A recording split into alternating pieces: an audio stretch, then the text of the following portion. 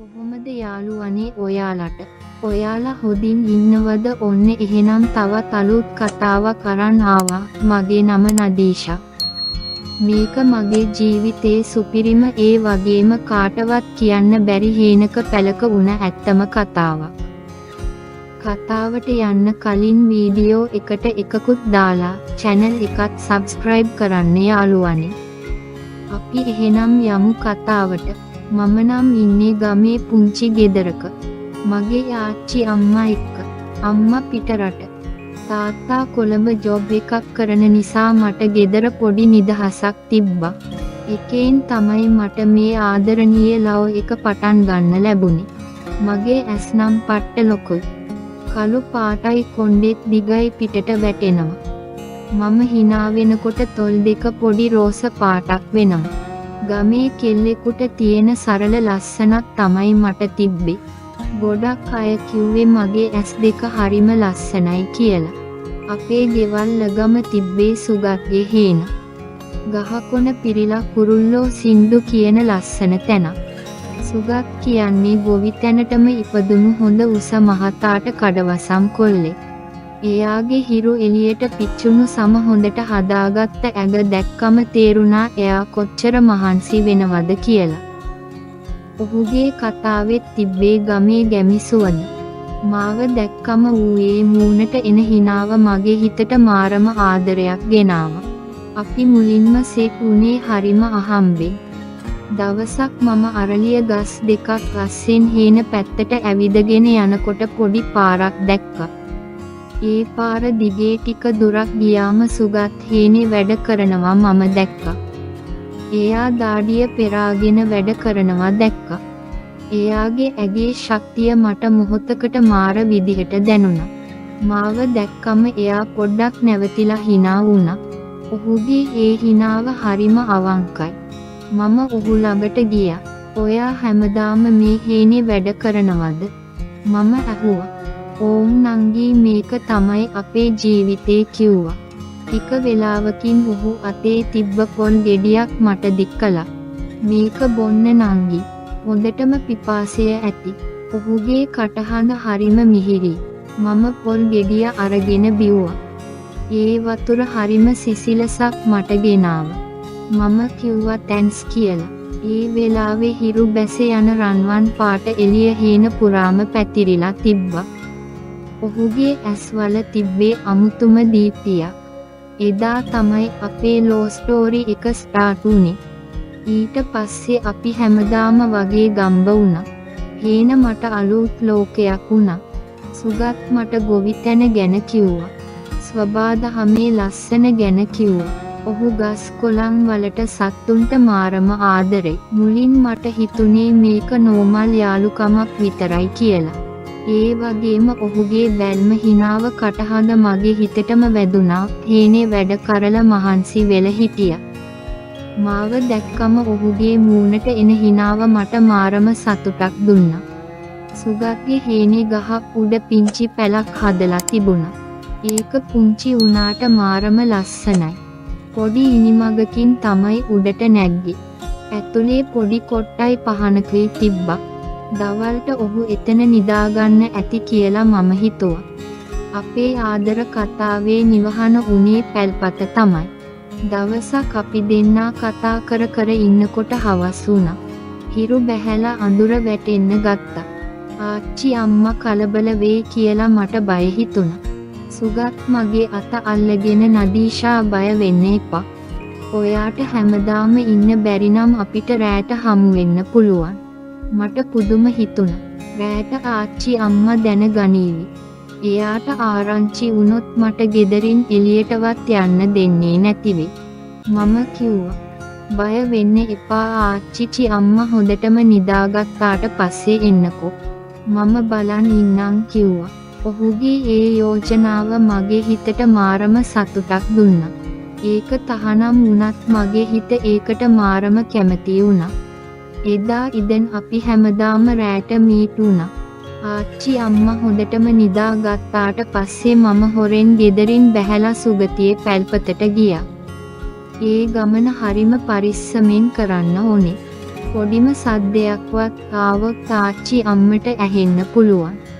හීන්සීරුවේ පාළුවට ගිය ගමේ පාර දිගේ සඳ එළියට මගේ හෙවණැල්ල දිගු කරගෙන මම ඇවිදගෙන ගියා. මගේ හදවත වේගයෙන් ගැහෙන්න ගත්තා. ඒ බය නිසාම නෙවෙයි. සුගත් එක්ක ඉක්මනින්ම සෙට් වෙන්න තියෙන නිවසිල්ල නිසායි හැම පියවරක් පාසාම මගේ ඇඟට දැනුනේ පුදුම සීතලක්. ඒ වුණාට ඔහුගේ පැලට ලං වුණාම ඒ හැම බයක්මම නැති වෙලා යනවා. හීනට ලං වෙනකොටම මට ඔහුගේ සිහින් විසිල් සද්දේ ඇහුණා. ඒ වගේ ඔහුගේ සංඥාව. මම පැල්පතට යන පොඩි ඉනිමග දිගේ පරිස්සමෙන් නැග්ගා. සුගත් දොර ළඟම මට බලන් ඉන්නවා. ඔහු මාව දැක්ක ගමන් මූණට ලොකු දීප්තියක් ආවා. ඔහු මගේ අත අල්ලගෙන පැල්පත ඇතුළට ගත්තා. රෑ අඳුරේ තරු එළිය යටතේ හේනි පැල්පතේදී අපි දෙන්නා අපේ ආදරේ බෙදා ගත්තා. පැලේ තිර රෙදි නිසා පිටතින් අපිව පෙනුනේ නැහැ. ඒක අපේ ලෝකය පොඩි ඉටි පහනක එළියෙන් බැබළුණා. ඉටි පහනේ එළියට සුගත්ගේ සිරුර තවත් සරාගී විදිහට පෙනුණා. නදීෂා ඔයා ආපු එක ගැන මම කොච්චර සතුටු වෙනවද කියලා කියන්න බෑ. ඔහුගේ කටහඬ හරිම ආදරණීයයි. ඔහු මගේ ඔළුව ඔහුගේ උරහිස මත තියාගෙන මගේ දිග කළු කොණ්ඩය හිමිහිට අත ගෑව. ඔහුගේ ඇගිලි මගේ සමට දැනුණු හැම වාරයක් පාසාම මගේ ඇඟ සීතල වෙලා ගියා. ඒ සීතල ඇතුලේ තිබ්බේ පුදුම උණුසුමක්. අපි දෙන්නා කෙනෙකාට තුරුළු වෙලා තරු දිහා බලාගෙන අපේ අනාගතය ගැන කතා කළා. ඔහු මට ඔහුගේ පොඩි කලය ගැන කිව්වා. ගොවිතැනට ආදරය කරපු හැටි කිව්වා. ලස්සන සින්දු කිව්වා. ඔහුගේ සින්දු හඬ මගේ හිතටම වැදුණා. ඔයාට මතකද අපි මුලින්ම හමු වුණ දවස? සුගත් ඇහුවා. මට මතකයි ඔයා මට පොල් ගෙඩියක් දුන්නා. මම කිව්වා. එදා තමයි මට හිතුනේ මේ කෙල්ල මගේ ජීවිතේට එන්න ඕනේ කියලා. මම ලැජ්ජාවෙන් ඌගේ පපුවට තුරුළු වුණා. ඔහුගේ හද ගැස්ම මට හොඳටම ඇහුණා. ඒක හරිම වේගවත්. අපේ හදවත් දෙක එකම රිද්මයකට ගැහෙනවා වගේ මට දැනුණා. පැල්පතේ සීතල සුළඟ අපේ ඇඟට වැදුණක් ඔහුගේ තුරුළු තුල මට දැනුනේ මාරම උණුසුමක්. ඒ දවස්වල පැල්පතේ ගත කරන හැම මොහොතක්ම අපිට අලුත් අත්දැකීමක් වුණා. පැල්පත පුංචි වුණත් අපේ ආදරයට ඒක මහා ලෝකයක් වුණා. අපි දෙන්නා සමහර දවස්වලට පැය ගණන් නිහඬව එකිනෙකාට තුරුළු වෙලා හිටියා. ඒ නිහඬතාවය පවා අපේ ආදරේ තවත් ගැඹුරු කළා. සුගත් මගේ කොණ්ඩය පිරිමදිමින් මගේ කනට කරල මිමිනුවා. නදීෂා මම ඔයාට හැමදාටම ආදරේ. මගේ ඇස්වලට කඳුළු ආවා. මට හිතුනේ මේ ලෝකේ මට වඩා වාසනාවන්ත කෙනෙක් තවත් නැහැ කියලා. එක රැක සුගත් මගේ දිහා බැලුවේ හරිම ආදරෙන්. ඔහුගේ ඇස් දෙකේ තිබ්බේ මම කවදාවත් දැකලා නැති දීප්තියක්. ඔහු හිමිහිට මගේ ළඟට ආවා. මගේ හදවතේ වේගය වැඩි වුණා. ඔහු මගේ මූණ අත් දෙකෙන් අල්ලගෙන රෝස පාට මගේ දෙතොල් සිපගත්තා. හරිම මුදු සිප ගැනීම. මගේ මුළු ඇඟම හිරි වැටිලා ගියා. මට හිතුනේ මේ ලෝකේ අපි දෙන්නා විතරයි ඉන්නේ කියලා. ඒ මොහොතේ මට දැනුණ හැඟීම වචනවලින් කියන්න බෑ. ඒක හරිම මිහිරි. ඒ වගේම පොඩි සරාගී කුතුහලයක් හිතට ආවා. ඔහු මගේ අත අල්ලාගෙන නදීෂා. මම ඔයාට කොච්චර ආදරේද කියලා ඔයා දන්නේ නැහැ. කිව්වා. මමත් ඔහුට තුරුළු වෙලා සුගත් මමත් ඔයාට ගොඩක් ආදරේ කිව්වා. ඒ රාත්‍රීන් අපේ ආදරේ තවත් තහවුරු කළා. සමහර වෙලාවට අපි පැල්පතේ බිත්තියට හේතු වෙලා ඉටි පහන නිවා දාලා පිටතින් එන කරු එළිය දිහා බලන් හිටියා. අපිට දැනුනේ පුදුම නිදහසක් ලෝකයාගෙන්. සැඟවුණු අපේම උණු ලෝකයක්. දවසක් රෑ අපි හැමදාම වගේ පැල්පතේ හමු වෙලා කතා කර කර ඉන්නකොට එකපාරටම පැල්පතට ගෙඩියක් වැටුණා. මම ගොඩක් බය වුණා. මගේ හදවතේ එකපාරටම ගැහෙන්නට පටන් ගත්තා. සුගත් කවුද එන්නේ? මම රහසින් ඇහුවා. සුගත් මාව තදින් අල්ලගෙන නදීෂා බය වෙන්න එපා. සමහර විට සත්තු වෙන්න ඇති කිව්වා. ඒත් මගේ හිතේ තිබ්බේ ලොකු බයක්. ඒ එළිය තව තවත් ලං වුණා. කවුද කියලා සද්දයක් ඇහුණා. මගේ මුළු ඇඟම හිරි වැටුණා. ඒ ආච්චි අම්මගේ කටහඬ වගේ මම හිතුවේ.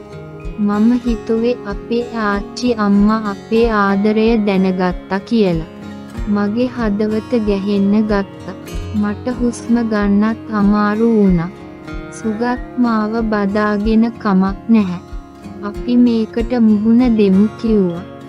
ඔහුගේ අත මගේ අත තදින් අල්ලගෙන හිටියා. ඒ ස්පර්ශය මට යම් ශක්තියක් දුන්නා. අපිට පණ අදිනවා වගේ දැනුණා.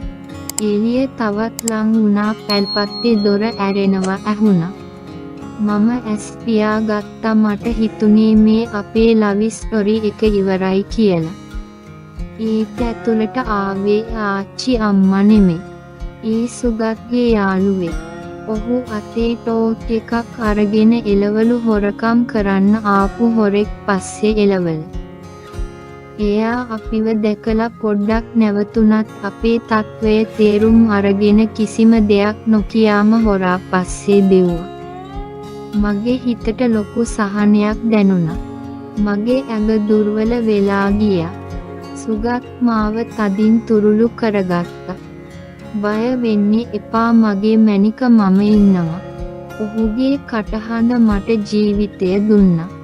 ඒ බය උන මොහොත මගේ හිතේ හැමදාටම ඇති. ඒ වගේම ඒ බය අපේ ආදරේ තවත් වැසි කළා. අපේ ආදරේට එන අභියෝග ඉස්සරහා අපි කොච්චර ශක්තිමත්ද කියලා අපිට තේරුණා. අපි දෙන්නා තවමත් ලස්සනට ආදරය කරනවා. හැමදාම රැට හේනි පැල්පතේදී හමු වෙනවා. ඒ පැල්පත අපේ ආදරේ වෙලා සඳ එළිය පැල්පතට වැටෙන හැම රැකම තරු අපිට උඩින් දිලිසෙන හැම මොහොතකම අපේ ආදරේ තවත් ගැඹුරු වෙනවා. අපේ මේ ආදරේ කවදා එළිවේද කියලා කියන්න බැහැ හරින්නේ නැහැ. සුගත් හැමදාම මට කියනවා නදීෂා මම හැමදාම ඔයාලා ගම ඉන්නවා. මේ ආදරේ කාටවත් වෙන් කරන්න බැහැ. අපි අපේ එක ගැන හීන දකිනවා. සුගත් කියනවා ඉක්මනින්ම ඔහුගේම බිස්නස් එකක් පටන් ගන්න ඕනේ කියලා. ඔහුට ලොකු හේන්යායක් අරගන්නවලු වගා කරන්න ඕනේ කියලා. එතකොට නදීෂා ඔයාටත් පුළුවන් මාත් එක්ක මේ හේනේ වැඩ කරන්න.